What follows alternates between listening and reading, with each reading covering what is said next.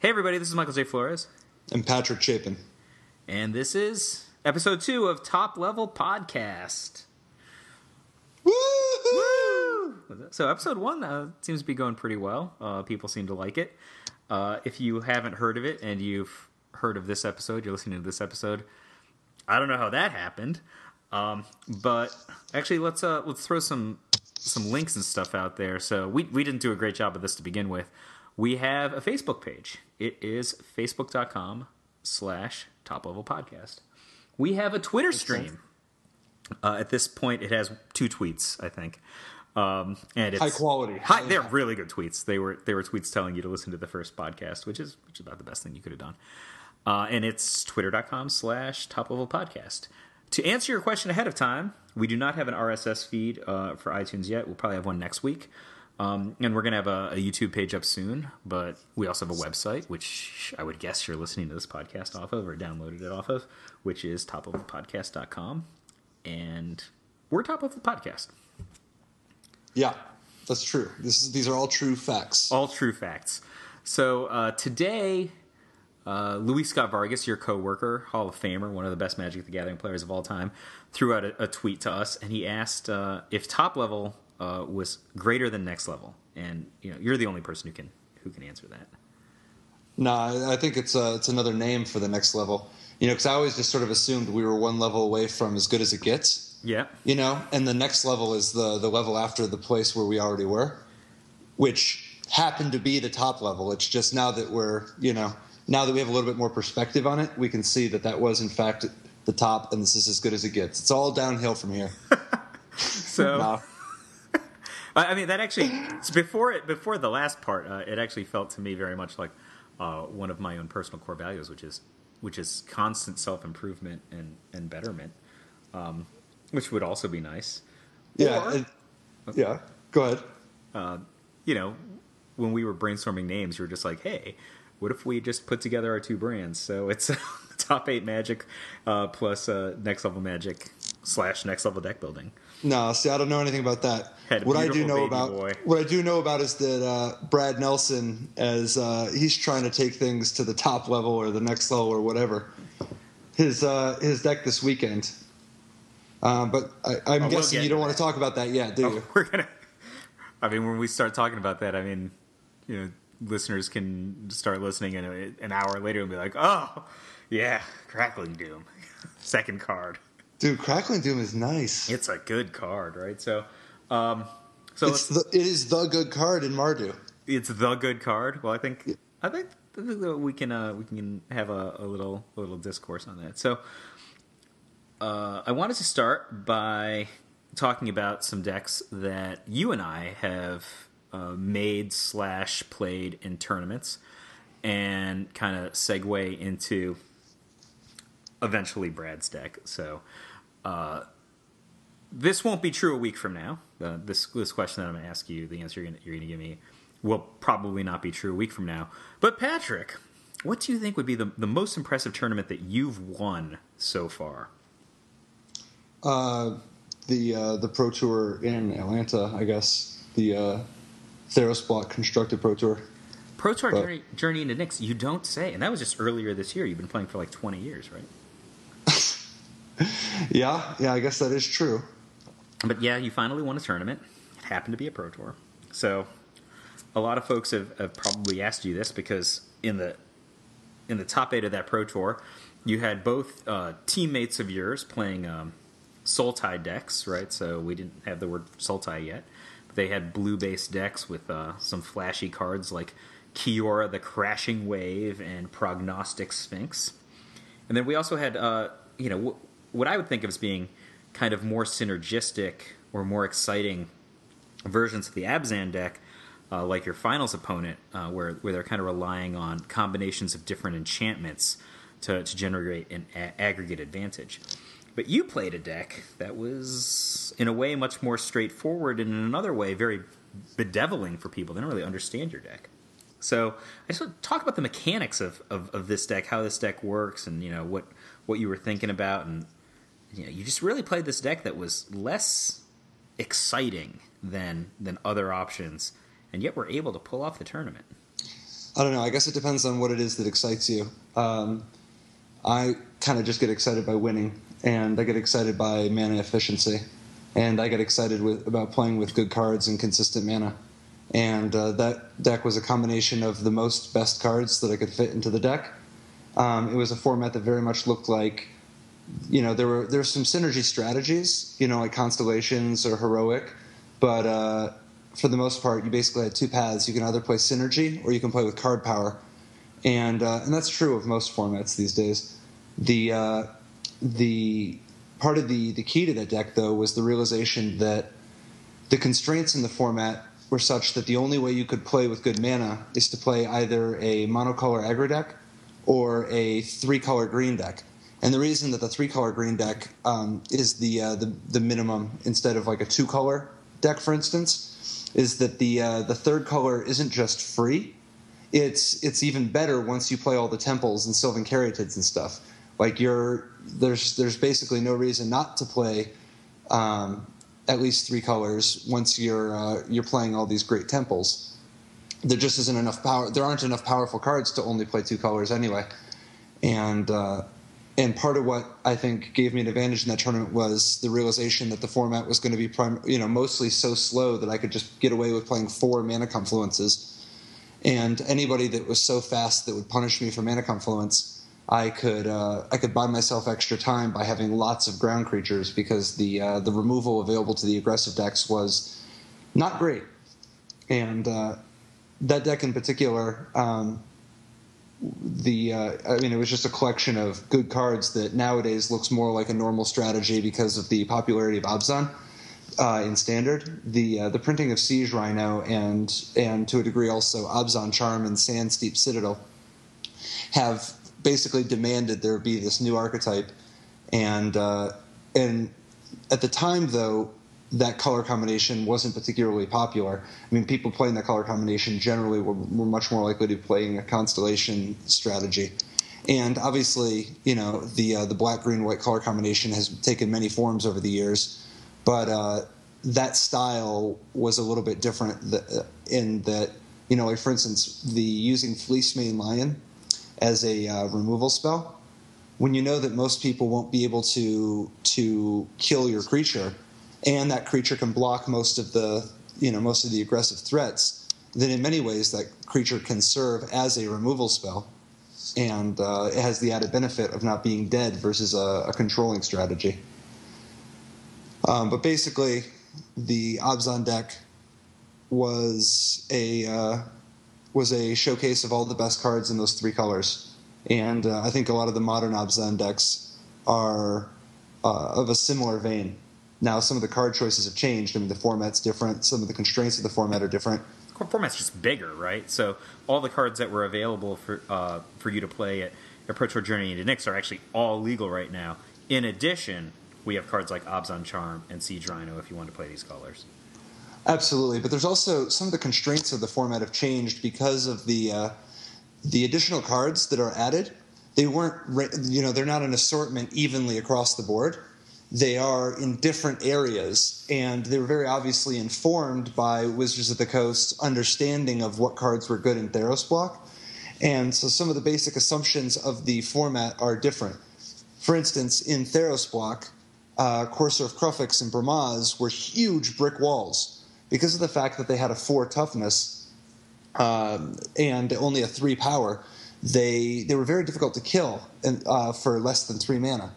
And basically the only cheap removal spells in the format were Lightning Strike, Bile Blight, and Chain to the Rocks. And Chain to the Rocks wasn't available to very many people, and there weren't very many ways to reliably get the red mana. Naya could play it, but often it wasn't really a turn 1 or 2 type of play. It was more of a turn 3 play. And the Bile Blight and Lightning Strike obviously don't deal with Bramaz or Courser of Crufix. And so the format really had this big element to it where creatures couldn't get killed. Additionally, there weren't very good sweepers, at least for Bramaz or Courser of Crufix. Whereas now the removal is completely different. The texture of the removal in Standard is fairly different, and a lot more people have a lot of incidental ways to get rid of a Courser of Crufix or a Bramaz that aren't dead against a controlling strategy. And Elspeth, for instance, Elspeth was completely dominant in that format because it kind of went over the top of basically every strategy, whereas in Standard, every literally strategy went over the top, right? So you just gum up the ground. There weren't that many good evasion creatures, especially in the colors you chose, and then eventually your guys just all were huge and had evasion, right? Yeah, and now the world is one in which Mantis Riders, Butcher of the Hordes, Hornet Queens. There are any number of different flying creatures that can really beat up on Elspeth. You know, in addition to, and there was always Stormbreath Dragon, but Elspeth sometimes got the better of that fight. Whereas now Sarkhan is very good against Elspeth, dodges it and beats up on it quite effectively.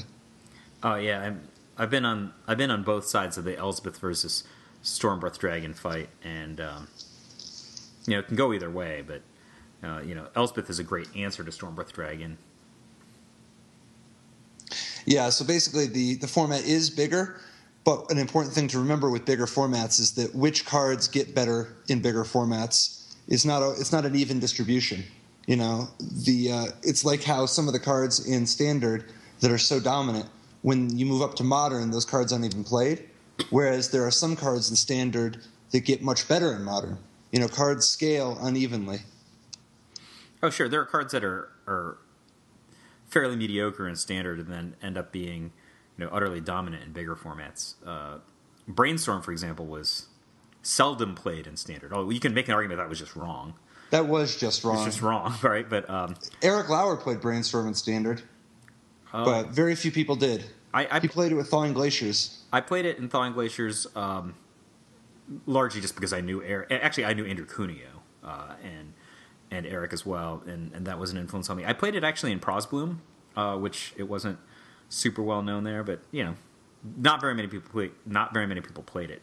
Is my point, and it's I thought it was excellent in Prosbloom because of the interaction of with things like Bad River or Impulse or Vampiric Tutor. Oh, I mean even just Natural Balance, right? So you're absolutely deck, and I was a big Prosbloom player. For that summer, but there are other instances we can probably think of that cards aren't very good. What's the name of the guy who's like costs R and then he does 4 if you pay 4 when he comes into play? Otherwise, he's like a 4/3. Vexing Devil. Yeah, nobody played him in Standard, and that guy gets played in Modern. There were people who played him in Standard. I'm not so sure they were right. Yeah, I'm not so sure they were right, but the card was popular. Like I played a burn deck in Legacy, and people asked me if I had Vexing Devil, and it was like a serious question. I was like, no, I have Vexing Devil. But apparently people play it in Modern, and I guess some people play it in Legacy. So I mean, I guess as those formats get bigger, then sometimes just being faster is good. But really, kind of what I was getting at and asking you about your Pro Tour journey into next deck is this idea where you said you just wanted to play the most best cards. I just love that sentence so much, and it almost looks like you're like, hey, you had like very few 1-drops, right? Just Thoughtseize, which is not it was 15 1-drops. 3 Thoughtseize main, because the 4th one was in the board, yep. And 12 Temples. 12 Temples, yeah. Oh my God, were those good 1-drops? So, I think it's important to note those though, because the existence of extremely powerful tap lands does put pressure on a format in a way where it makes you play with 1-drops less often. Like they really do function as 1-drops in your mana curve. And it does contribute to people playing 1-drops less often. So, like, if there's Raging Ravine, if there's sometimes even Vivid Lands, if there's Temples, if there's some kind of an aggressively costed comes into play tap land, that's going to function as the 1-drop in your curve. Yeah, that was actually I know you weren't playing at the time, but there was very, very interesting interplay in Standard during the time of the original Ravnica block, when obviously you could play a Sacred Foundry face up, right? Face up is the wrong word. You could play it untapped, or you could play it tapped. But the way that you played those lands, and then also what came with those lands the first time around, was the signets. How players played was very, very different than you might expect. So especially if you had a Signet. If you had a Signet and a Remand, the sequencing that you would make in your plays was really, really interesting. I would often just play a Signet on the second turn, and that could be bad. And it wasn't until Pro Tour Honolulu, the one that Mark Herberholtz, your old two-headed giant teammate, won. It was Osip Levidovic who was playing the Urzatron deck that I built. It was like, no, you play your Signet on turn 3. And I'm like, what do you mean you play your Signet on turn 3? He's like, yeah, you have to leave up Mana Leak or Remand on turn 2, and then you play your Signet on turn 3, and then you have 2 mana to play your 2 mana counterspell. And I was just like, no, Signets are for making your deck a turn faster. You go 2-4, and the way that he was playing it was you actually made your deck a turn slower before it became faster. And I think that's deeply related to so many people playing their lands tapped on the first turn. Well, I think part of it is just the idea of what are you going to be doing with each of these turns anyway, because it's got to be in relation to what your opponent's doing. If you were going to do something for 2 mana that stops your opponent's third turn, then you're not even really a turn behind anyway. And if you use something on turn 2 and 3 to neutralize their turn 2 and 3, then you're actually just a turn ahead because now you ended up with a Signet in play. And that's to say nothing of the fact that Osip played with so many cards that could just completely take over a game on their own. Yeah. So, I mean, that was very much a jam a lot of really good cards into a color combination deck as well. And when I look at your deck from Pro Tour Dominion Mix, I look at this and I'm like, there's so many 4-ofs. There's only 2 Pelucranos, right, in the creature section. But there's so many 4-ofs when you look down the line of the spells that you cast. It would probably look to some players that this was not a thoughtfully put together deck. And I look at this and I'm just like, no, this is a wonderwork. Who chose to play 4 copies of Bremass, King of Oreskos. 4, and he's a legend. And play 4 copies of Elspeth Sun's Champion, which as a Planeswalker is effectively a legend, right? And yeah. And it's just this is crazy to me. How wonderful these choices are. Thanks. They're really good. Everywhere. Yeah, I mean, I pride myself on making nothing but wonderful choices in life. That's the biggest strategy that I got going, other than also making other choices and seeing how it works out. But in retrospect, the victors get to write the history books, right? Yeah, I think that's true. That one was very much a benefit of having an incredible testing team. There's no way I would have made that deck if not for lots of hours and games playing against many of the best players in the world and getting feedback, ideas from Andrew Cuneo and Sam Black and Owen Turtenwald and Reed Duke and William Jensen. And even though they didn't end up playing the deck, they all contributed. And the rest of the Pantheon, they all contributed ideas and had thoughts on, for instance, my first version didn't even have 4 Fleecemane Lions. I actually just had Fleecemane Lion to help round out the curve a little bit, That my theory was, well, why don't I try a couple of these? I didn't want to play 4 because of BioBlight, but after playing some, I realized this fear is a little ill-founded. You don't actually always have to shove all in on all Fleecemane Lions if you don't want to. And being afraid of reactive cards is just not... that's so 10 years ago. Did you side out your Fleecemane Lions against BioBlight decks? No. No other good targets. It's too good.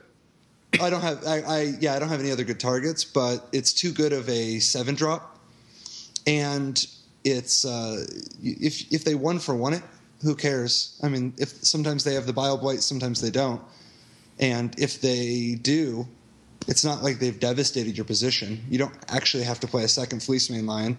They usually have to kill it, because if you just have one sitting in play, by the time you get to the 5th turn, things get crazy. If they 1-for-1 it, that's like the definition of fine, right? They paid 2 mana and 1 card to deal with your threat that was 2 mana and 1 card. It's like, it's not even particularly efficient. Right, and honestly, I didn't think the BioBlight was going to be overwhelmingly popular. There was going to be some of it for sure, but the people who had it, I likely was going to be in a situation where I had many other cards I wanted to cut instead. For instance, Sylvan Caryatid. and people with BioBlight are often a little bit slower. They're using BioBlight to try to catch up. Those are the exact people that if you can get ahead of them in tempo, you can just really punish their life total. For instance, most of the people in this format, they're going to spend their first 2 turns playing tap lands. The only reason they're playing something on turn 2 other than a second tap land is because they play a Sylvan Caryatid. And if they play a Sylvan Caryatid, they didn't actually deal with a lion, and now they're actually a turn behind because I'm putting pressure on them. And if they spend their turn dealing with the lion, the thing I did on the next turn is going to be ahead of them. So that's a great point, right? So most people either play Temple or Temple Caryatid, but in addition to Temple Caryatid, you have Temple Fleeceman Lion, and Fleeceman Lion beats the bejesus out of a Caryatid in the head-to-head, right? So they can't even block. And then you go, you're swinging in with Lion, they have a Caryatid that's not doing anything, you follow up with Bramaz. There are a lot of problems for a lot of opponents here, right? Decks with Sylvan Caryatid in this format very rarely had Anger of the Gods. And Anger of the Gods doesn't even kill Bramaz. Yeah, and if they use their BioBlight on my Lion, then they're not going to be able to sweep up the Bramaz or Elspeth tokens with it. Yeah, this is a... So the whole... Something else that's important to note, by the way, that I think a lot of people glossed over was that Fleeceman Lion is actually significantly easier to cast on the second turn than BioBlight. BioBlight, the basic that you use is the Swamp, and you're only going to play a couple Swamps in your deck for that tournament. The Fleeceman Lion can be played with a Forest or a Plains. So you can actually play a tempo on turn 1 that will correspond with your Forest or Plains so that you can cast the Lion. As a result, everything else being equal, Lion is going to be a live turn 2 play more often than BioBlight. And that's to say nothing of the fact that I had 4 mana confluence, whereas most of my opponents had 1 mana confluence, if that. Yeah, so and go ahead. Basically, I was just noting that BioBlight as a 2-drop is a little bit of a fantasy. Well, if you assume you're mana base, Fleeceman Lion's like twice as easy to cast as BioBlight, right? Like all 12 of if you lead with any of your 12 temples, right? All 12 of them can contribute to casting a Fleeceman Lion, right? Yep. Whereas Temple of Plenty, which is 1/3 of your temples, can't contribute to casting a BioBlight if you had been a BioBlight deck. Absolutely, and those decks are going to have a lot more forests anyway because of Courser of Crufix and Sylvan Caryatid. And the basic forests they have don't contribute to BioBlight, whereas I have extra forests for the same reason, but they do contribute to Fleeceman Lion. So, kind of the macro of talking about this deck is built on... Actually, before I go to this, I just want to talk one more thing about Fleeceman Lion. Watching people play Standard, not current Standard so much, but it still applies to current Standard. I think a lot of folks don't realize how good a card Fleeceman Lion is against control-based decks. And they look at it and they're like, oh, 3/3s for 2, this is very efficient. Like, this is better than a Watch Wolf, right? That's what they're going to think. But really, control decks aren't worried about a 3/3 for 2. When in fact, for a lot of the decks that are willing to play Fleeceman Lion, it's among the best cards in your deck against a blue-white deck. And the reason for that is you give it 3 turns, can't die to a Wrath, or an End Hostilities or a Supreme Verdict, whatever kind of Wrath you want to talk about.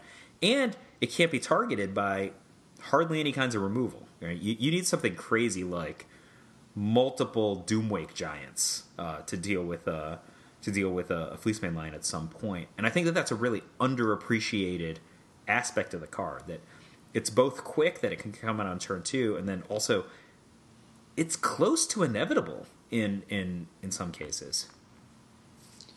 Yeah, it's got a lot of... It does... I mean, it may not always cast the widest net for inevitability. However, it's a lot of value that you're paying a very small price for, because you already... I mean, there's very few things that were even worth doing for 2 mana in that format at all.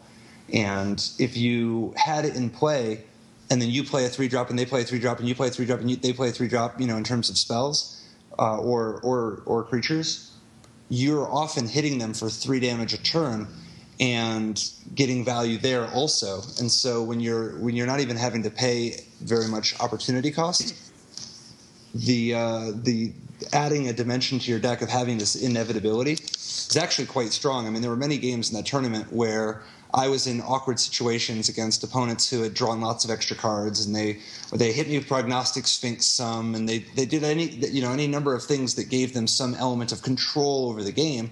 However, at the end of the day, I'm sitting there with a 4/4 indestructible hexproof, so they have to warp their whole strategy around it, and then often I would end up coming back to win because I could just tap their Prognostic Sphinxes, attack with the Lion, and there's nothing they could do about it.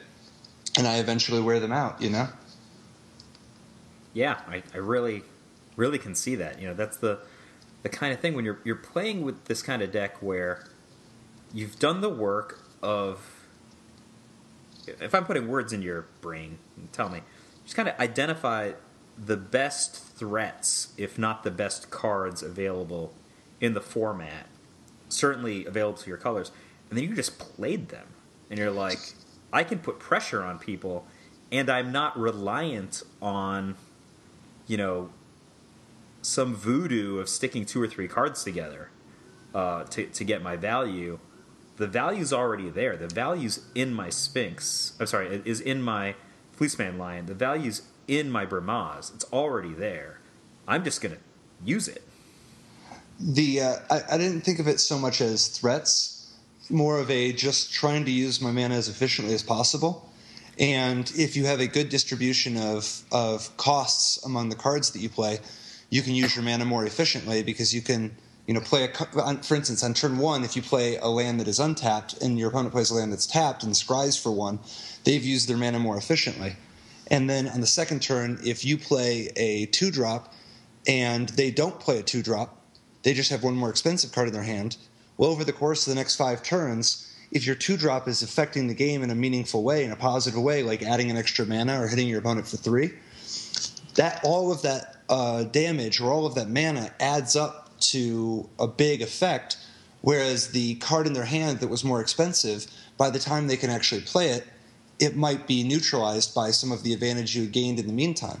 Now, that's not always going to be true, but in general, you want to try to play with a good distribution of costs of cards or ways to spend your mana efficiently.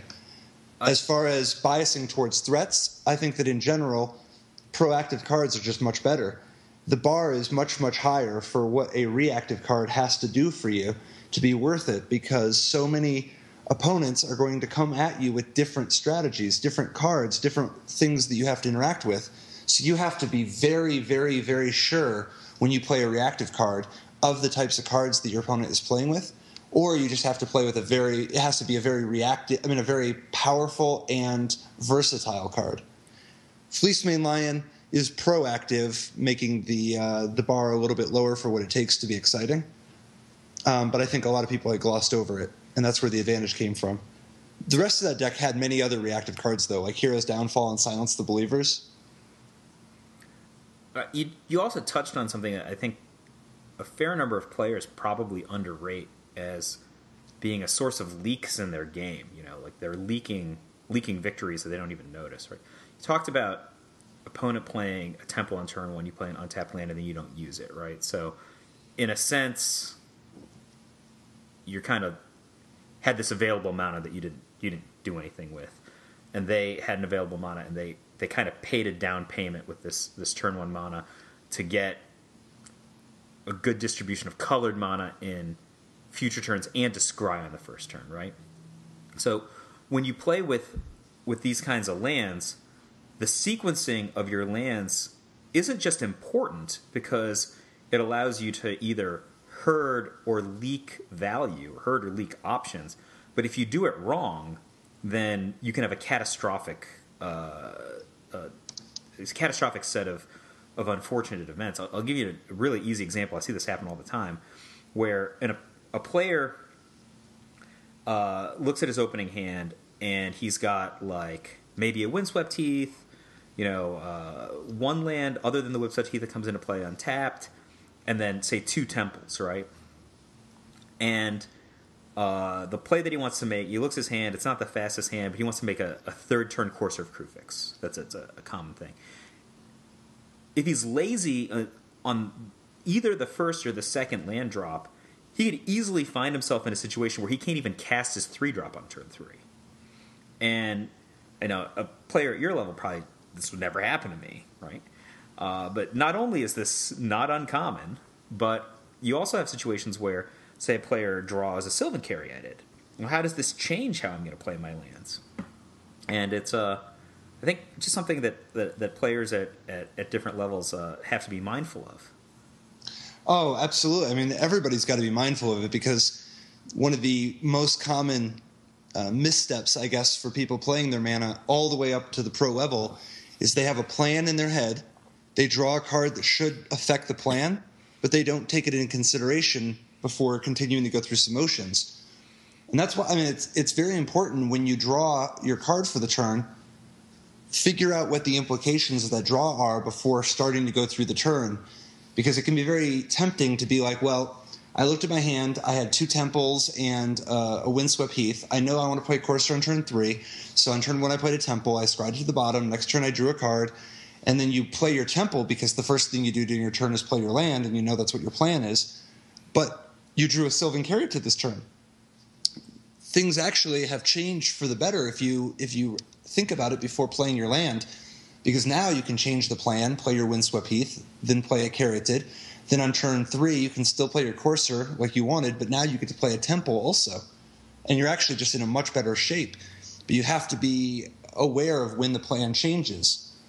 And tunnel vision, I guess, is the most common term for this. When you get the idea stuck in your head of this is what's important, and new information comes along that should change that, but you've got it stuck in your head that this is the thing that's going on. This is the plan. This is the order I'm going to do things. This is what I need to accomplish. And you got to be super careful, because new information, you have to be able to analyze if new information changes the plan. Absolutely. I mean, I'm in violent agreement with you.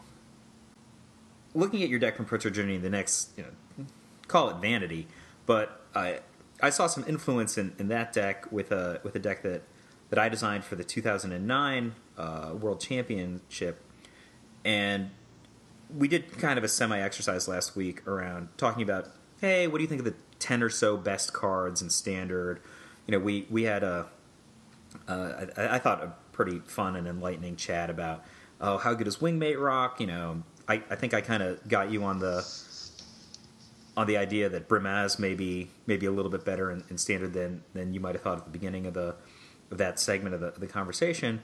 But when I made this 2009 deck, what I did was I just sketched out what I thought were the best cards in Standard. So this was before Jace the Mind Sculptor came out. So the best Planeswalker we had was a Johnny Vengeance, I thought. That's a pretty damn good one. Pretty good Planeswalker, right? But, there was... Wait, hold on. Did we didn't have Elspeth yet, did we? We did have Elspeth. But the truth comes out. I think Ajani was good in this deck, but, Ajani was actually fantastic, not only in the format, but in that deck. I actually played Ajani in my control deck, so I'm with you.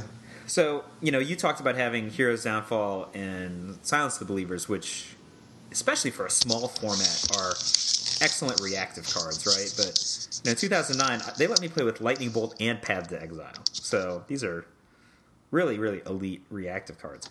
But on the threat level, I was just like, look, what are the best cards you can play? And there was this card that I didn't get to play, which was Blightning. Everybody else was playing Blightning, and I was kind of sad I didn't get to play it. I love that card.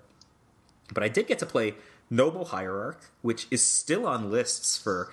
It's been I think, unseated in recent years by Deathrite Shaman, but I think you can make a strong case that Noble Hierarch is the best green creature of all time, at least prior to Deathrite Shaman being printed, and very likely the best 1-drop of all time, again, prior to Deathrite Shaman being printed. So you play with that. I don't know. I'm a pretty big fan of Tarmogoyf. At 1? No, just green creatures. Oh, yeah. I mean, I think that Tarmogoyf is okay. I think that Noble Hierarch... But it's okay? Yeah, I think it's okay. It's a guy. This is a longer conversation than I wanted to get into in this morning. All right, how about the Cliff Notes version? 1, Noble Hierarch, one of the best creatures of all time. Yeah. Agreed. It's really good. 2, you built a World Championship Naya deck. Agreed. 3, the theory behind that deck was actually somewhat revolutionary at the time and influenced the construction of my Pro Tour deck. True. The big thing you did there was that you didn't do anything fancy. You actually threw a lot of conventions out the window. You didn't play the Tri-Land, actually. You had access to Jungle Shrine and did not play it. And that's, I think at the time, it was shocking to people. There were people who were in violent disagreement without having ever played without ever having tested it. And yet it was actually brilliant. And the big thing, though, was that you had Bloodbraid Elf, Ranger of Eos, Noble Hierarch, Wild Nikatl, Lightning Bolt, Path Exile. It was just 4 of lots and lots of great cards. And as a result, Andre Coimbra was able to brute force a large number of opponents just by matching up good cards against them, and happened to sail through that top 8. So your Cliff Notes version was eloquent and wonderful. And, not dwelling on the past too much, I actually want to now time travel to the present and talk about how this concept can be carried forward not just to Block Constructed, where you were able to wonderfully win the Pro Tour in Atlanta, but how it's potentially applicable to today in Standard and large format. And what I will eventually want to get to is that deck we mentioned earlier that Brad Nelson played. But did you see this deck? Tomohiro Saito does this Saito Wayfinder feature at the beginning of every new set. Did you see his All-Star deck? Yeah. That deck looked awful. But I like where his heart's at. Yeah, but you see where you see where his heart is, right? Like, his heart is in a place that plays 5 colors of Singing Bell Strike, right? I mean, a dubious inclusion in many draft decks. I mean, but I like where his heart's at. With do you know how much I tried playing with Singing Bell Strike in various decks after I saw this? I was like thinking to myself, "Am I missing something? Like, is this card sweet? Like, why would it be? It's literally for the most part, not completely. I shouldn't say literally. It is for the most part a worse pacifism. It's substantially worse than like Suspension Field, which is currently available, right? So in most cases, especially the thing it has going for it is that it is blue. But there's no point to being blue in this deck, right? Which is why there's no point to playing a Singing Bell Strike. You have to be like basically mono blue to be even in the ballpark of wanting that kind of removal spell. So Singing Bell Strike's actually quite good in blue-white heroic, I think. It's as a one of, because you can get it with is it Chosen of Heliod? Is that the name of this? I'm going to say Heliod's Pilgrim. Heliod's Pilgrim. Sorry, I was going to say the Stoneforge Mystic, and I know that probably grates your soul if I compare that to Stoneforge Mystic. But I think the comparison is very apt. It's only a question of rate. So, so the All-Star deck, you see where the guy's going with this, right? So, he's got 12 Tri-Lands, right? He's got Jeskai Tri-Land, Opulent Palace, Nomad Monastery. That's not the name of it, right? I don't know. No, it's Nomad Outpost. Nomad Outpost. The monastery, the Mystic Monastery, is the Jeskai one. So he's got all these Tri-Lands, and then he's got all these Pain Lands. He's got, and then he's also got 4 Mana Confluence. In a very Patrick Chapin vein, he's got 4 Mana Confluence. But what he does with his mana it's kind of awful, but it's so inspiring, right? Like, this is a door-opening sort of set of cards to me, and I love just staring at this deck. It's so 4 Rattleclaw Mystic, 4 Sylvan Caryatid, 4 of your Fleecemane Lions, but then he goes to 4 Savage Knuckleblade, 4 Mantis Rider, 4 of last week's featured card, Siege Rhino, 4 Banishing Light, the aforementioned 4 Singing Bell Strike, and then also 4 Butcher the Horde. So part of what's going on here that I think you find so appealing is that this is a proof of concept attempt. Now, as it turns out, it didn't pan out, but it's an excellent thought experiment. It shows a really strong strategy for approaching a new format, where you ask yourself, what is possible? what might be possible and trying to push the boundaries. Part of what makes this actually a very good experiment and shows just how good of a deck builder Saito is that it is intentionally trying to be as aggressive as possible, as liberal as possible with its mana base, trying to go too far. Because if you don't go too far, then the odds are you didn't go far enough. The idea is to try to see how far can you take your mana base. How greedy can you be? How much can you get away with? How much power can you fit into the deck? Now, obviously, Singing Bell Strike, there was just a misevaluation. He thought the card might be better than it turned out to be. No big deal. You could replace it with something else. And obviously, the way the format's shaped up, you can't afford to just play 8 pain lands and 12 tap lands and think you're not going to get punished for it. You mean 12 pain lands? There's 4 mana cards in this deck. I mean, this deck is a monster on the life total. Right. And so a combination of so many tap lands and so many pain lands is too brutal of a cost in how fast and aggressive of a format the standard one turned out to be.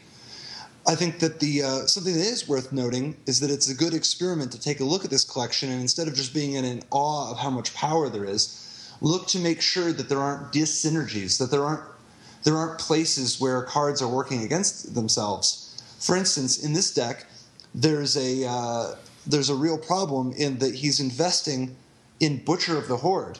And Butcher of the Horde actually is a poor fit in this deck because he doesn't have anything worth sacrificing. Yeah, all of his creatures are sweet. You would never want to sacrifice one. Absolutely. I mean, it would be one thing if he was making tokens with Elspeth or Hordling Outburst or Goblin Rabblemaster, or if he had creatures with comes into play abilities that he wanted to get rid of, or that were just cheap disposable fodder, like a Satyr Wayfinder. To play Butcher of the Horde in a deck where, and what's he going to sacrifice? Is Fleece Main Lion? Looking at that sort of thing, as well as the fact that he's playing Sylvan Caryatid in a deck that really does need to function as a curve deck, and if you take your turn off to fix your mana, you're not even getting ahead by playing these efficient cards. So I think that it is good in terms of being a proof of concept deck. But it is a concept that ultimately was doomed for failure, and that it does us good to question when we see these bold attempts to build some bizarre new deck. Ask ourselves, do the cards actually work together? Is there the possibility that this could be good for some reason? For instance, the mono blue deck, the blue devotion decks from Theros Block Constructed, they were also bold, bizarre looking at first to people. And in fact, the majority of people at the Pro Tour dismissed them without even strongly considering them. And it ended up revolutionizing the way that we played Magic for the next year. And by looking at the deck, you would not know how good it is. But if you asked yourself, why could this be good? Oh, a 5-mana 3/3, or the ability to draw tons of cards when I hit my opponent with these little creatures, or the fact that Master of Waves just looks like a very powerful card on its own. How can we support that? Yeah, I was playing at States, actually, like the Saturday of the Pro Tour. And so obviously some initial news of the mono blue deck amongst other decks had started coming out. I was in this room and people were saying, oh, well, yeah, I'm playing the mono blue devotion deck from Pro Tour Theros, but without Cloudfin Raptor, because why would you play that? It doesn't make any sense to me. And I'm like, well, it's kind of the point, right? You get an early beat. Sometimes that guy gets big, and triggers a bunch of times off of Master of Waves, but also it's devotion to blue. The mono blue devotion deck is very much a curve deck as well. You're like guy, and if you played your 2-drop as a Grizzly Bear, so be it. It was 2 blue pips, and it was exactly what that deck wanted. But it's also easy to see why even professional level players would dismiss that deck. It looks weird. Oh yeah, and I know internally for our team when we were testing, there were a number of people. John Finkel, for instance. John Finkel was one of the people championing the deck internally, but he was concerned that he may be biased because he loves blue decks. He loves blue creature decks that draw a bunch of cards. This is something that he would love so badly to be good, and so he wanted to be extra sure that he wasn't biasing things, so that he would, to try to convince himself that the strategy was good. Anytime you guys are preparing for modern events, John is never is he ever concerned that he's over championing Storm? Because I can't even imagine that. I mean, Storm's the best. John is extremely biased, and he knows it, and he doesn't really care. But you know what? You can't really fault him. I mean, he was right at the last Modern Pro Tour. It ended up being the best. If you go to John's house, he's always got a Storm deck on the coffee table. No other deck, right? You're just there. You're just like, why is there a Storm deck on the coffee table? It's like, I'm watching TV. I just like to take draws with it. See what turn I can goldfish. He's like so in love with it. He's just like sitting there. He'd be like, ooh, a Gitaxian probe. This is Keeper. So anyway, I really just wanted to talk about Saito's deck as a transition deck because I think, especially in the last week or so, we've seen a realization of this concept by killing some of the things that don't make sense, dyssynergies, you said, in Saito's deck. And we've really seen this sort of contemporary reimagining of let's identify the best threats / cards, play them together, and see what we come up with. And I'm of course talking about this deck we've alluded to twice, which is Brad Nelson's 4-color mid-range deck. Absolutely. What do you think about this one? Well, I'll tell you in just a moment. I do want to make a mental note. At some point, we're gonna have to go back and revisit some Johnny Magic stories. Every time, no, seriously, there's so many untold Johnny Magic stories that I think the world needs to know. And at this point, the statute of limitations is long gone. We're all older and wiser. But I've known John, like you, I've known John since we were kids, and I agree, though, that this week we should talk about Mardu. But if there's any interest, hopefully we remember to talk about some of the Johnny Magic stories next week, because talk about a dude who has lived a rock star life. So I'll give you a 2014 Johnny Magic story. It's very brief. Okay, so for those of you who don't know, John is very, very popular with the ladies. Not only a lot of people only know this because there was that big scandal with the what is it, like the blogger a few years ago, and he got so much press coverage. He was eventually asked out on a date by a Playboy Playmate of the Year on television, right? So, but John doesn't actually need help in that department. So I was over his house maybe a month or two ago, and there was some woman in his bedroom, not lasciviously. There were a bunch of people over, but she was just going to use like the bathroom that's attached to his bedroom, right? So I formulated a funny plan, and I went in John's bookshelf, and I got out John's copy of Decade, and I put it on his nightstand, which is like right next to his bed. And she comes out of the bathroom, like, "Oh, what's John reading?" And she's like, "Look, wow, is that a book with my picture on the cover?" And she's like, "Oh, you must be really important to him." I don't know if that's a story about Johnny Magic so much. Okay, back to Brad Nelson, 2010 Player of the Year, Brad Nelson. I can't help it. I got to give you at least one actual legit Johnny Magic story. This was a legit John Magic story. There was a woman in his bedroom. He wasn't even in it. He was in the next room. It was his bedroom. It was his bookshelf. It was his copy of Decade. I didn't even need to be in this story.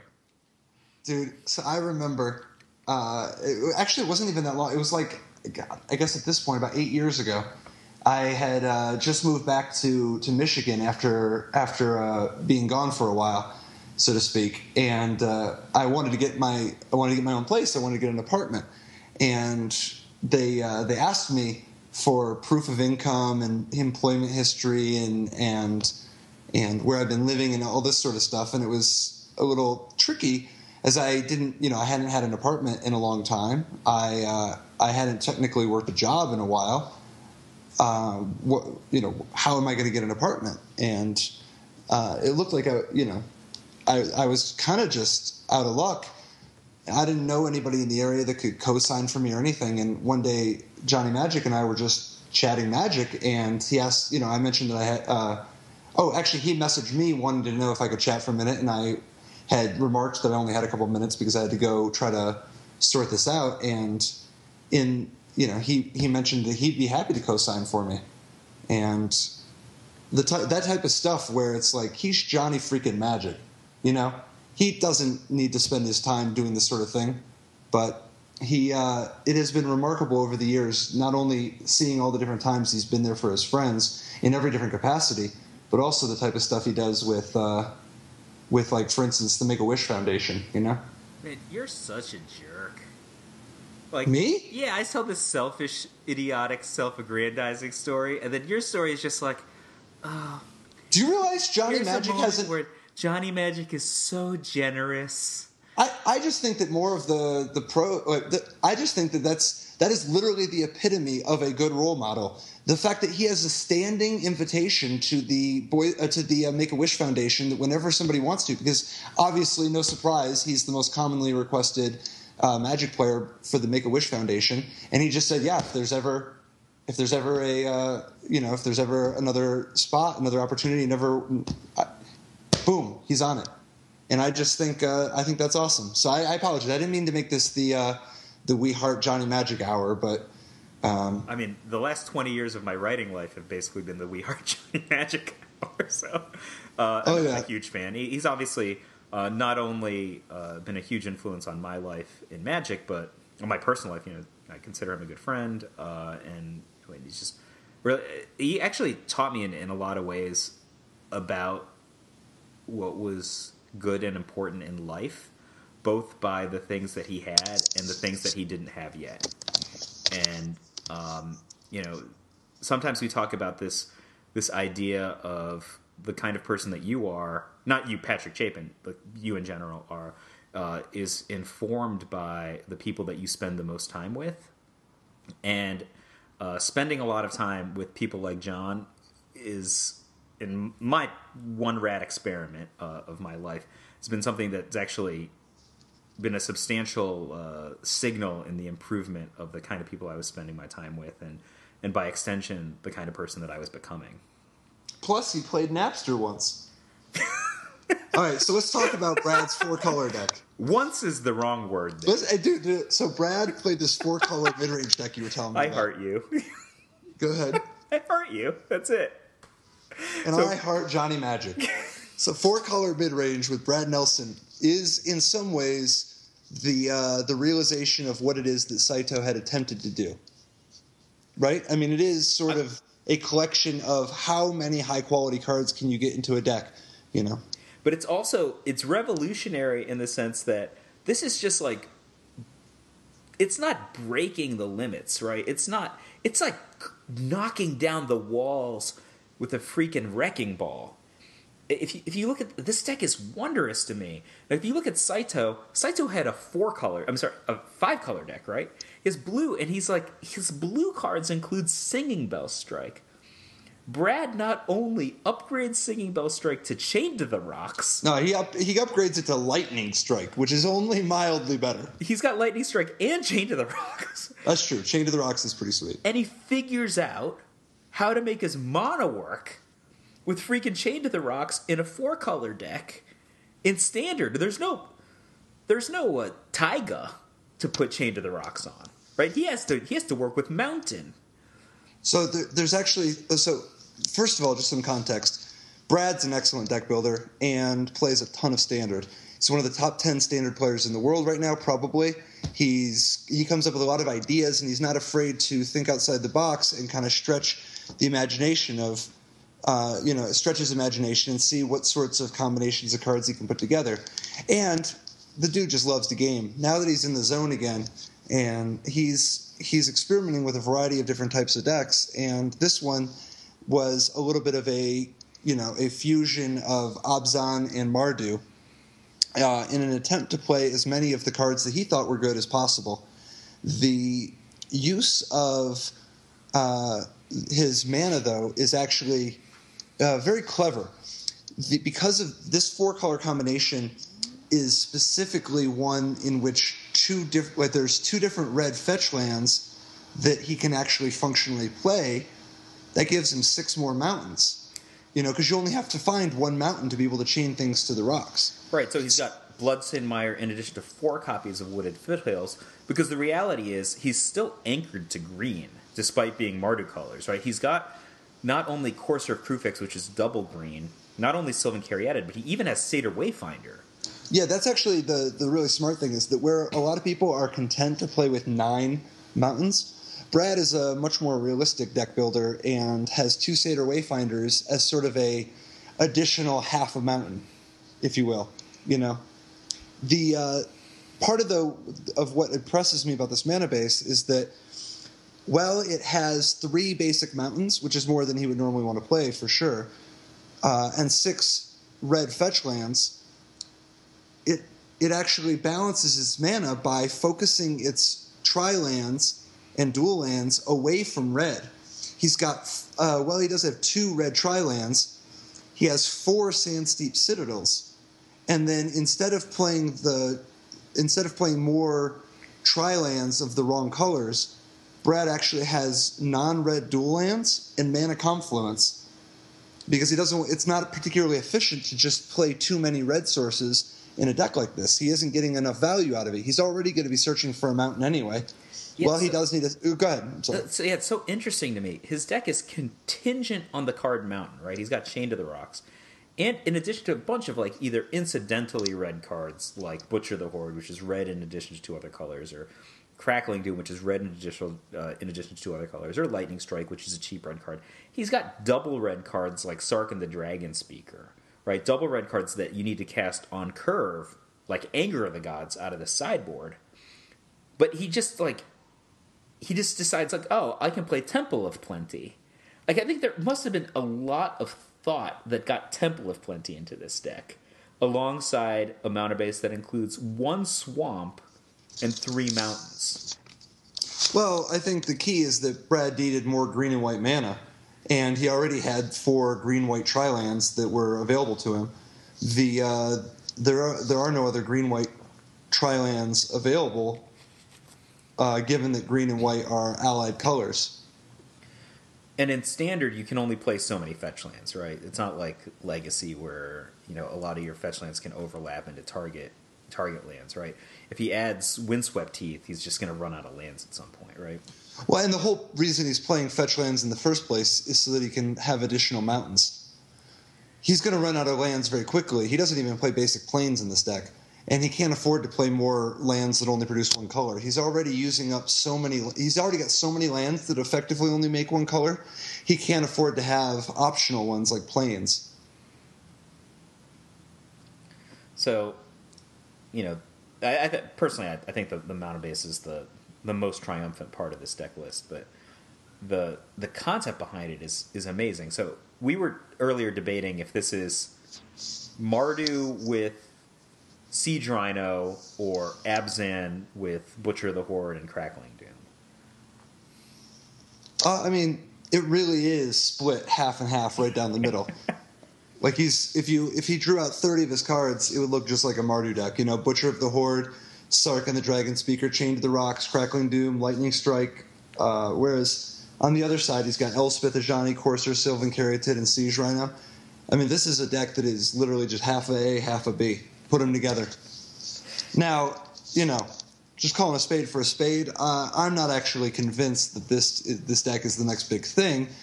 I do think that there is at least possibility, and this is having not played this deck at all, I think there is at least a possibility that Brad was one of the strongest players playing in this SCG Open, and he played with a bunch of good cards, and he finished 5th. I think that Brad may have been able to do well with other decks. He may have benefited from surprise factor.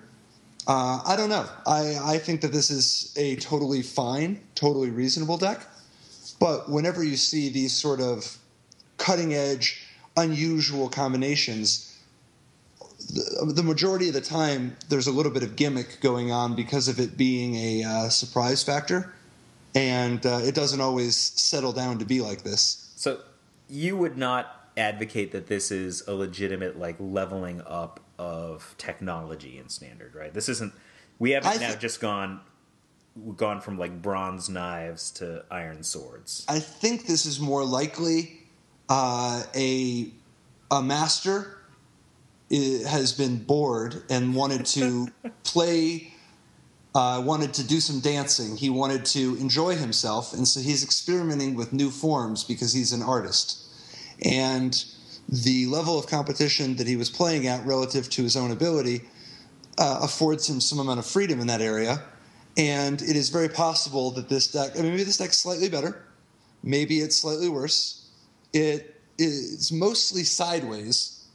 But maybe, it very well could actually just be the next big thing. This actually reminds me a bit of a deck that I played at the Grand Prix. It was a next level blue Grand Prix. Let me guess. Oh, it wasn't the one where you played Bloodbraid Elf and... No. Long before that. This I played Vendilion Click. This is right when Vendilion Click first came out. Oh, Philadelphia. Yeah. What do you call it? Gerard won, right? I played Heartbeat. You said if you're gonna throw dice, you might as well throw the dice with the biggest numbers on them. I assume Dredge. Yeah, you said you'd rather see me playing Dredge if I wasn't going to be creative, and I remember Steve Sadin was playing your deck, right? So he conceded to Luis Scott Vargas into the second to the last round, so Luis could get some points or something to be qualified for the next Pro Tour, and then he had to win to make top 8, and Steve unfortunately didn't win. But he was definitely in position to win with your deck. It was just the good mansmanship that he had. I had actually started out. I actually went XO on day one before ended up getting sick and had a lot of trouble on day 2. But that deck was a sort of fusion of 2 different decks. It had this counterbalance Sensei's Divining Top. And at the time, people didn't play Vendilion Click yet, but it seemed great. That was like the first time anybody gamed with Vendilion Click, right? It was a relatively new card, as I recall. Oh yeah, it was very new. But on the one hand, it was sort of this next level blue strategy, but then on the other hand, it was a little bit of a what at the time you would call a junk strategy, sort of like what Gerard won with. It had Vindicate and Tarmogoyf and Dark Confidant, and was more aggressive and proactive. And it was a fusion of these 2 strategies. I thought of it more like it. So, remind me, did you play Dark Confidant in that deck? I'm thinking so right now, but I don't remember for sure. Because I remember you helped. What was the name of the kid who won the Pro Tour? Chase Rares. Yeah, I didn't help him specifically. Yep. I built a deck that Luis Scott Vargas had, and Luis Scott Vargas gave it to him. Remy, right? Remy, yeah, right. So, Remy Fortier. So yeah. You built that deck, and then a week after the Pro Tour decided that it was way better without 2 or 3 of the colors, and essentially innovated your next level brand with counterbalances and Vidalcan shackles. Well, I don't know anything about all this brand stuff, but I do know that once they had enough support for it, you didn't actually have to play all the other colors. You could make up for the lack of Swords to Plowshares with Vidalcan shackles, and you can make up for the lack of Dark Confidant with some of the blue card draw available. So, but then I saw the Vendilion Click deck is like a devolution is the wrong word, right? But you kind of circled back to it's much more reminiscent of the Fortier version with more colors, obviously. And that's actually similar to the Legacy deck that I played at Worlds. That the Dragonstorm year. Everybody remembers the Dragonstorm deck, but in the Legacy portion, I actually played a version of Next Level Blue with Dark Confidant, Tarmogoyf. Basically, it was a lot like Chase Rare, Swords to Plowshares. Why would anyone remember the Dragonstorm deck? You only put 2 people in the top 8, and day 1 was absolutely crushed, right? Every single soul who played that deck had a positive winning record, and tons of people at X1, as I recall. It was definitely a great deck for that tournament. That's so impressive. But Brad's deck is it is an awful lot of awesome cards. In fact, one might argue that it has more awesome cards than you could fit into a 3-color deck because of his reaching across the 4 colors. Crackling Doom It's a super powerful card. Yeah, that card is really... I think, for me, I don't see a huge amount of incentive to Butcher the Horde in terms of going into red, because it's kind of the same as the Saito deck, where Butcher the Horde is this powerful card, but it has no Brimaz or Goblin Rabble Master to ride, right? Or even Sorin to ride in this deck. The token generators are 6-drop in this deck. He's got 2 Satyr Wayfinders. Those are totally reasonable to sacrifice. Sure. He's got 2 Elspeths. But that's reverse order, right? That's like 6-drop, 4-drop. For sure.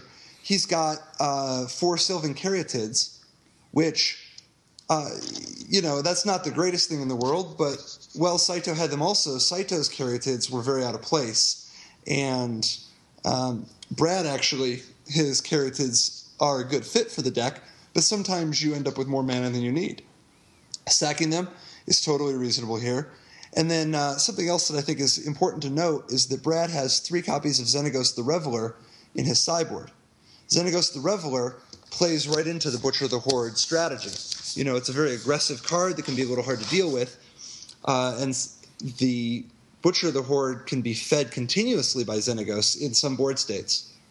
So while I think Butcher the Horde is a little bit of an overrated card, and I think that it's not at its best in this deck. It should be noted that it is a totally reasonable card in this deck. There are a variety of things that it does for him. The most important of which is that it can provide 5 extra life out of nowhere, and the combination of Siege Rhino and Butcher the Horde is a lot of life gain, giving Brad some important weapons for fighting the very aggressive decks, some of the very aggressive decks that are popular right now. Or even any races, right? Like, a lot of the time playing Obzon against Obzon, you're in a situation where it's your Siege Rhinos against their Siege Rhinos, right? You're both draining each other. Unless there's something going on in terms of, +1/+1 counters or something, they tend to bounce off of each other. This gives them an evasion creature that can go lifelink. Yeah, absolutely. The thing about this deck, though, that I think is really kind of subtly brilliant is it's not actually an Obzon deck or a Mardu deck. This is a Jeskai deck. Look at this thing. He's got Siege Rhino and Butcher of the Horde, Lightning Strike, Crackling Doom. This is such a Sarkhan the Dragon Speaker. This deck has so much haste and direct damage. This is such an aggressive deck. So to you, this is a tempo deck. Yeah, I think that now at times he's going to play it, like an Obzon deck when he just is on the course or draw or whatever. And a lot of the time he's just going to be crashing good cards into his opponent's good cards, like so many decks in Standard. He doesn't have to read the bones, right? Like, if he just wants to play an Obzon game, he doesn't have the glue, right? He doesn't have Obzon Charm. Yeah, like the things that smooth out the Obzon draws, instead he just has more volatility built into his deck.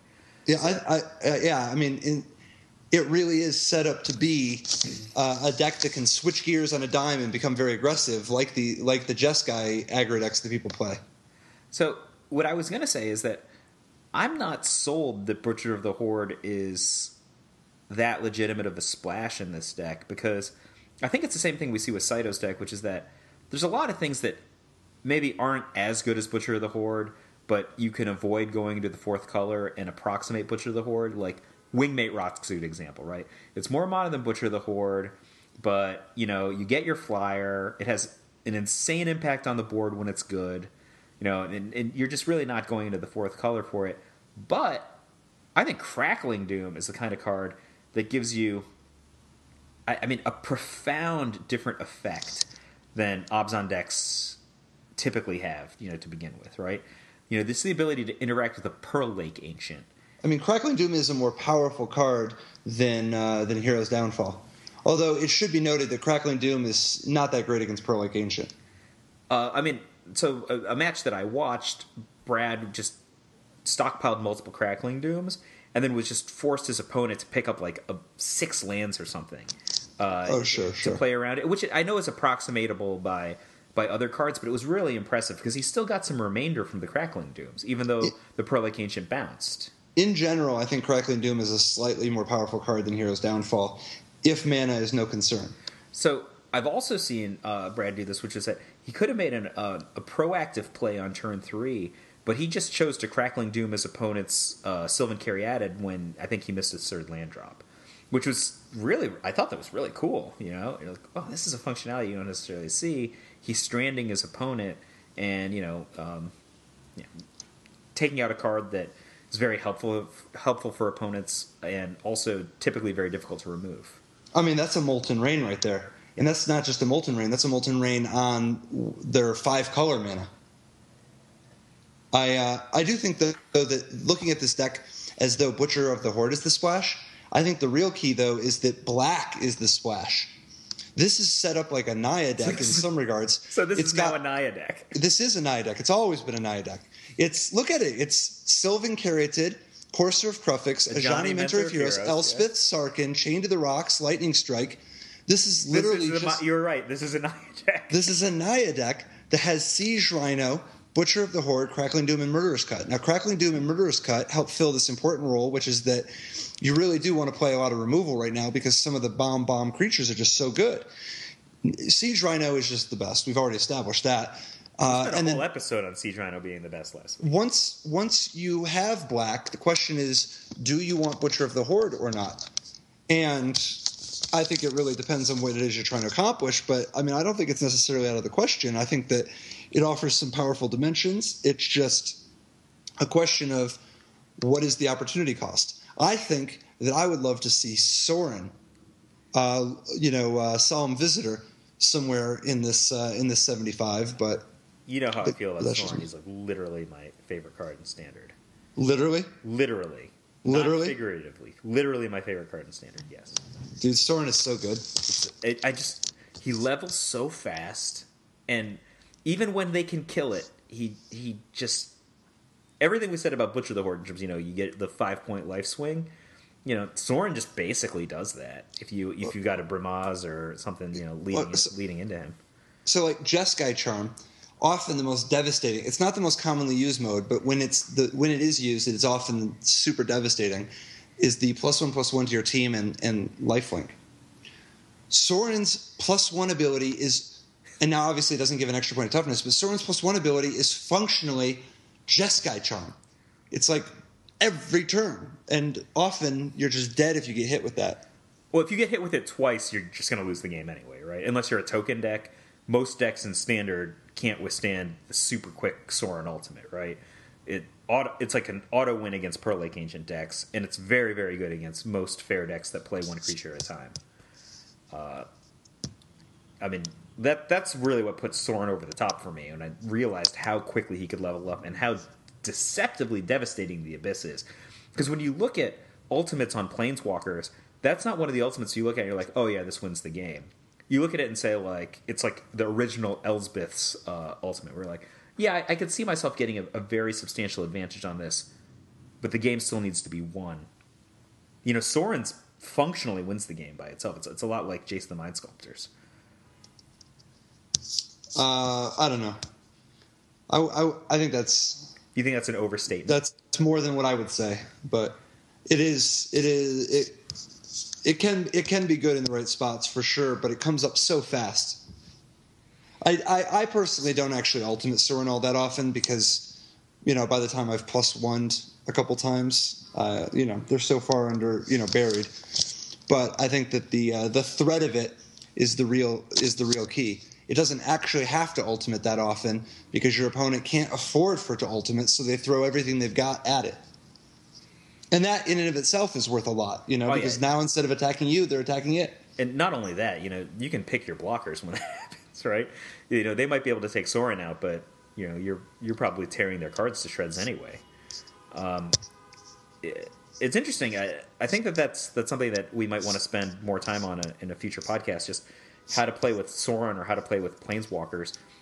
Because I'm very interested in your take on this because my focus, it's playing that Planeswalker in particular, is just utterly focused on leveling him up to see if I can get to that ultimate.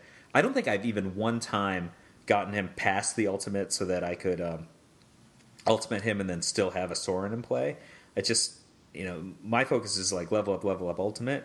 And when I watch especially aggressive players playing or Mardu players on camera, Mardu players in real life, people are like Sorin immediately play a vampire, and that's like a really common thing that I see, and I very rarely do that. See, I'm Soren play a vampire all the time. Yeah? Yeah, I Soren play a vampire basically every time I don't +1 it. But in in the decks that you make for yourself, right? As opposed to sometimes you net deck, right? So any of us do, unless you have no brain. That's what I've read. I read you as a 2 Soren guy. Is that pretty accurate? There's no amount of Sorens I wouldn't play if I thought it was right. So no, I mean, I'm just the typical Patrick Chapin number of Sorens. If you're playing Soren, is about 2, I would guess. At the last Grand Prix, I played 2 Sorens. That's true. If I played Abzan right now, I guess Soren seems like a totally reasonable card.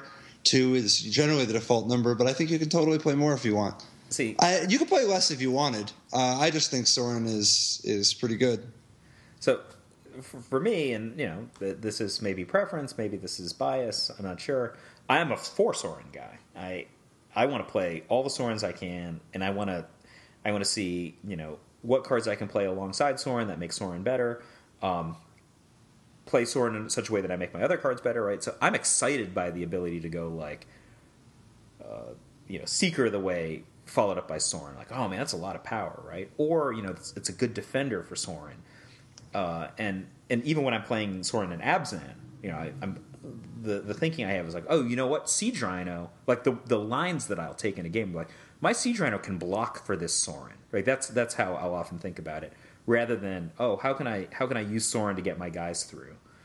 Well, I think that the key to the whole make a vampire thing is just the fact that when you're playing against somebody who plays with Hero's Downfall, you want to make sure that you got some value out of your Soren. Now it's one thing if you're bashing your opponent for a ton and gaining a lot of life, but if you're in a game state where you and your opponent are somewhat locked up, where there is reason to believe that they could have a Hero's Downfall.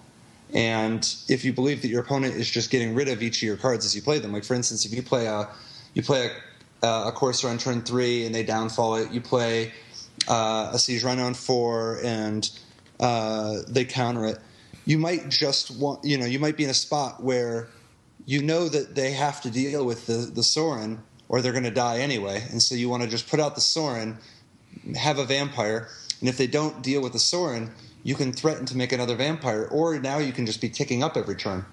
And that's part of the beauty of Soren, though, is that there's a lot of different ways to play with it.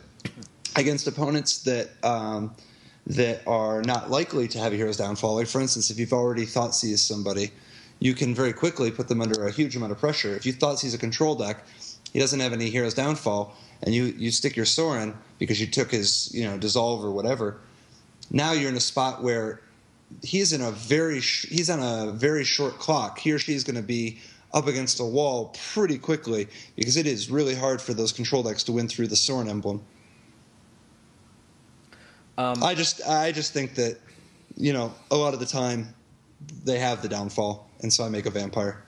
So both of the podcasts we've done so far, you've shown a remarkable amount of respect for Hero's Downfall. I also think it's a very good card, but a card that I kind of lump as being pretty equivalent in power level to Hero's Downfall, and also a card that, based on the colors that I'm likely to play, I'll play alongside Hero's Downfall, is Banishing Light. But with Khans of Tarkir, I've seen a lot of players who are either in Mardu or in Abzan or in Brad's case in both, as well as Naya, exchanging Banishing Lights for Utter Ends. Are you a big fan of Utter End over Banishing Light? I wouldn't say so much a big fan, but I'm a fan enough that I generally play Utter End over Banishing Light. Utter End's got a few things going for it. It's first of all, it's an instant. Being an instant's huge. As I recall, you were a huge fan of Wrecking Ball when Wrecking Ball was legal and standard. Wrecking Ball's pretty good. Now, granted, at the time I was Wrecking Balling people's Karus, but they're 2-mana lands, so it was card advantage anyway. But the 2-mana land that also bounced one of their lands, so that was like kind of triple. Yeah, sets them back.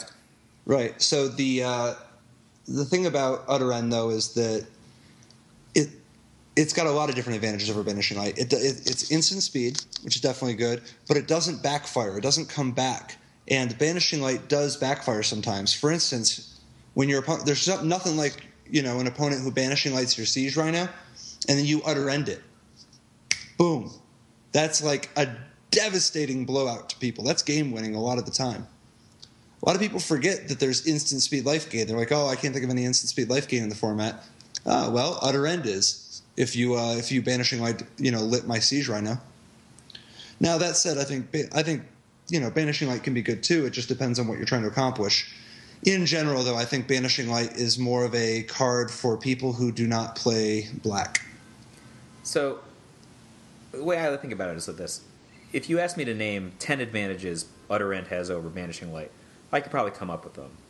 But the reason I tend to like Banishing Light over Utter End, despite the fact that I often play Banishing Light in black decks, is just because of the mana. Like, I think there's not that much interaction with enchantments, especially main deck, and I just rather invest 3 than 4 if I'm playing a reactive card most of the time. That's just the general guideline that I would have thinking about this. Well, so part of it is it depends on what the rest of your cards are. If you're thinking about your black-white deck, you don't have as many good options at 3 as, for instance, an Abzan deck or a Mardu deck. Mardu deck sitting there with Goblin Rival Master and Crackling Doom, or an Abzan deck has Abzan Charm and Courser of Kruphix.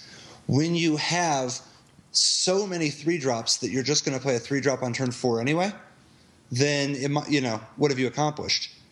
The thing about your black-white deck, you've already got plenty of action at different spots on the curve. You actually are not as overloaded at 3 as some of the other decks we're talking about. Banishing Light does get better when you have less colors and less powerful cards. The biggest problem the biggest reason to use one of the biggest reasons to use Utter End is because the cost you're paying is that it costs 4. But if you weren't using your 4 mana efficiently anyway, then you may not. It may be a cost that you were going to pay anyway. So you're basically relating it back to temples, right? So this is an unspent mana or not? Yes, and it depends on your deck. If your deck is, if you think you can take advantage of it being cheap, yeah. I mean, in general, it's nice to play the cheaper card, but it really just depends on how you're going to use your mana and honestly how you're going to sculpt the game. Utter End, the Miser's Utter End, or even 2, but like having Utter End in your deck lets you do some crafty things against opponents. It can put you in game spots that make things very awkward for them. For instance, if you're playing against a blue black control deck, they could be really counting on their Perilous Vault, and if you Utter End it on their end step and then untap, they could be in a world of hurt. Banishing Light is not bad for this. But the annoying thing about Banishing Light is, first of all, not being able to do it at instant speed constrains a little bit some of your options for when you can present this counterplay. But second of all, someday another Perilous Vault is going to come along. It's really bad against their second Perilous Vault. Oh yeah. So I kind of want to close on this question, which is, you earlier said Butcher the Horde is overrated. Yeah. Can you elaborate on that a little bit? So I would guess you're saying it's overrated but still very good. Absolutely. It's only overrated because people put it in the same category as Siege Rhino and Mantis Rider, which is a little bit unfortunate. Butcher the Horde is one of the best cards in Standard. Let's call a spade for a spade. I just think that it's not a top 5 card. Oh, it's not a top 5 card. No, I think that there are some people who put Butcher the Horde in top 5. I don't even think it's top 10. I think Butcher the Horde is a top 20 Magic card right now, which is to say it is elite. It's very good. Top 20, I'll give it that for sure. It's very good. It's even high in the top 20. I just think that there are a lot of people who try to compare it to things like Courser of Kruphix or Siege Rhino or Mantis Rider, and I don't think it's quite in that league. It might even crack the top 10. I question that. I think that's, I don't know, but it's one of the best cards. It's just not top 5, top 8 material. So of the major wedge threats, right? We're talking about Savage Knuckleblade is a very good card, but I would say one of the weaker ones, right, on the major wedge threats. Would you agree with that? I think Savage Knuckleblade is probably the 4th best of the 5. So what do you think is the 5th best? Sidisi. I was actually going to ask you about Sidisi versus Butcher the Horde. I really like Sidisi. I think it's a it's an interesting card and a powerful card. You know, it's you know a pseudo 5/5 for 4, and it generates an advantage over time, as well as feeding on synergies that you know, decks with Sidisi are obviously going to be built very, very differently than decks around Butcher the Horde or. Here's the key. I'll tell you, there's one thing that sets Butcher of the Horde head and shoulders above Sidisi. And it starts with this. Siege Rhino has Abzan Charm. Mantis Rider has Jeskai Charm. Butcher of the Horde has Crackling Doom. Sidisi does not have that. Sidisi has what? I mean, I think that the closest card that you could say is probably Sultai Ascendancy, which is like it's very Thassa, very sort of Sensei's Divining top-ish, and not very heavily played, right? Yeah, I mean, I think that at the end of the day, Sidisi, it's a great card. It doesn't have as much support. Additionally, I think that it gets outclassed a little bit by some of the other aces. All 5 are great. Let's, just to be clear, all 5 are definitely great. I think it's really a combination. I think it's really about the whole picture, and I think that Siege Rhino and Mantis Rider are definitely the best. With Siege Rhino a clear 1 and Mantis Rider a clear 2. No disagreement there. I mean, our next episode is going to be all about how good Mantis Rider is. I do think Butcher of the Horde is a clear 3 of those 5. And so, I mean, I'm a little harsh on it just because other people are so high on it. But, it is definitely a very respectable Magic card. It matches up pretty well. The fatal flaw to me, the thing that always comes back to haunt me whenever I think too much about Butcher of the Horde or playing with it, I just don't love Stoke the Flames killing Butcher of the Horde. I mean, there's so many other things that beat Butcher of the Horde. Butcher of the Horde has, there's plenty of things that beat Butcher of the Horde. It's just that the Butcher of the Horde Stoke the Flames thing is just one tick, that I wish weren't there when I think of myself as a Butcher of the Horde player. Because of the fact that Mardu has so many things that are vulnerable, to Stoke the Flames. So, despite the fact that I've often tried to play Butcher of the Horde with Stoke the Flames, I can tell you my biggest silver bullet with Butcher of the Horde is 2 times this week. I was playing very late, so that's my excuse, but it's not a real excuse considering I did it twice. I thought that I could give Butcher of the Horde first strike by sacrificing 2 different times. It was like, swing in, I'm like, oh, he makes a big block. I'm like, oh, I'm just going to have a first strike. I'm like, oh, that's not one of the abilities. And then I did it again. Questionable. Yeah, well, there's a lot of text on the card. And keep in mind, this is not to say, obviously, if I were playing Mardu, I'd play Butcher of the Horde. Butcher of the Horde's a good card. It's just a question of which colors you playing. I just think that sometimes people are a little quick to Butcher the Horde is like he takes a lot of shots and he makes a lot of baskets, but it's questionable sometimes how much win added he really brings to the team. You're calling Butcher the Horde Kobe. I'm definitely not, because I think Kobe is great, or certainly at least was when he was younger. He was really great. I mean, he was. I would say this. He's not exactly surrounded by a squad anymore. There are definitely years during Kobe's career, at least 1 year, probably more than 1 year, when he was the most productive shooting guard in the league. I would give him that.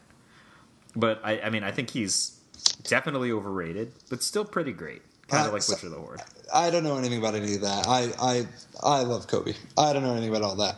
What I do know is that Butcher of the Horde takes a lot of shots, and he ends up getting credit a lot because guess who just hit your opponent for 5? Guess who just killed their Elspeth? Guess who just, he gets a lot of the glory, but I think that sometimes it's the unsung heroes that really did a lot of the lifting. Like Crackling Doom, man-screwing him for a turn, or killing a vampire and the Sorin at the same time. Oh, that's the best mode of Crackling Doom. Wow. Oh, yeah. Yeah, that's why against Mardu, you got to remember to tick your Sorin up. Like, you get so used to ticking it down against people that are playing black. Against Mardu, you tick that bad boy up. You do not want to get crackled. I mean, maybe this is heretical to you because of, you're listing Butcher the Horde as elite, but I think among the Mardu wedge cards, I think Crackling Doom is the best one. It's definitely so good. Definitely. I think Crackling Doom is the best Mardu card, hands down. I think Crackling Doom is one of the best cards in Standard. The first time I saw it kill Sylvan Caryatid, I was just like, this is just a special card. I mentioned before, so sweet. I think it's better than Hero's Downfall, and that takes a lot. Hero's Downfall is an elite Magic card, and Crackling Doom is slightly better than Hero's Downfall. So, I think we're pretty aligned. I thought going in that you'd be more excited by Brad's deck. I find this deck to be very exciting. I look at this, and this is kind of... In my younger years, when I was innocent, when I was once like you. Before you won a Pro Tour, things would excite you. Now it's just all about consistent win percentage. A year and a half ago, everything changed. A year and a half ago? Well, tell me about your come to Jesus moment then. No, next week, man. Next week, all right. Next week. So, you want to close this one down? It's been an hour and a half. Jeez, I'm crow. Dude, party time. So, if you don't mind, I want to do some shout-outs. I just want to thank some people who helped us get rolling and, show my appreciation for the folks around us. So, Car Young Tom, who runs Mana Deprived, and he hosts my KYT, who hosts my other podcast, Top Hat Magic. He's a good sounding board. Obviously, Brian David Marshall, the Pro Tour historian, taught me a lot about this. But really, in terms of getting the nuts and bolts in the back end running for Top Level Podcast, Marshall Sutcliffe of the Limited Resources Podcast has been absolutely amazing. Like, he told me what software to download, what stuff to buy, what stuff to do. Dude has revolutionized the game. I mean, it's awesome the contributions he brings to the table in terms of Magic entertainment, Magic strategy. He does so much to help other people talk about Magic without it necessarily being anything directly for him. He just loves the game so much and wants to let he wants to do as much as he can so that everybody can have the Magic experience they want. Dude brings so much to Magic. Super big thanks to Marshall Sutcliffe.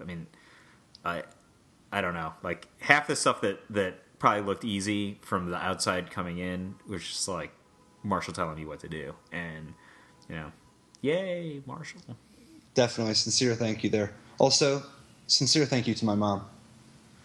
Sincere thank you to Patrick's mom for her pivotal role in putting him on the planet. And when I was a kid, my mom did not have to let me leave the country to go play Magic cards. When I was a minor. But she believed. She believed in the dream.